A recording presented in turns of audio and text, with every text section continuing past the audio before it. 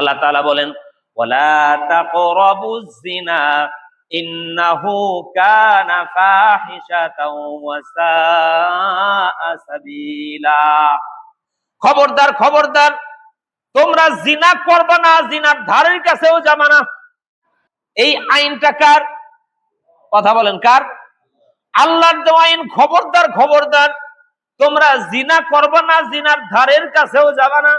স্বামীও পরকিয়া করে, স্ত্রীও পরকিয়া করে, আছে না নাই?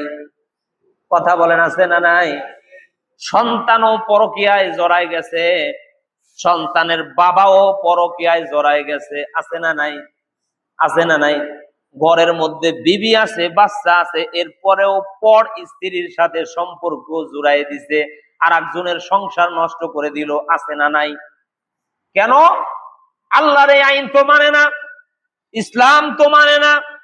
আজকে ইসলাম যদি প্রতিষ্ঠিত থাকতো, কায়েম থাকতো, ইসলাম যদি সর্বস্তরে সকলেই যদি ইসলামের কাছে আত্মসমর্পণ করত, তাহলে নিজের চক্ষুকে নিচু রাখতো, রাখতো কি রাখতো না?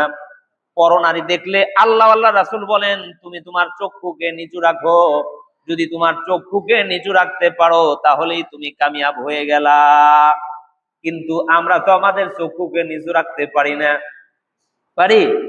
পারি না। আল্লাহ নবী সাল্লাল্লাহু আলাইহি ওয়াসাল্লাম বলেন, আমি আমার উম্মতের মধ্যে গোপন পাপকে সব থেকে বেশি ভয় করি।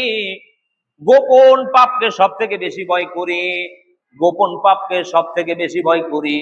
গোপন পাপ কি? গোপন পাপ হইল গোপনে গোপনে জিনা।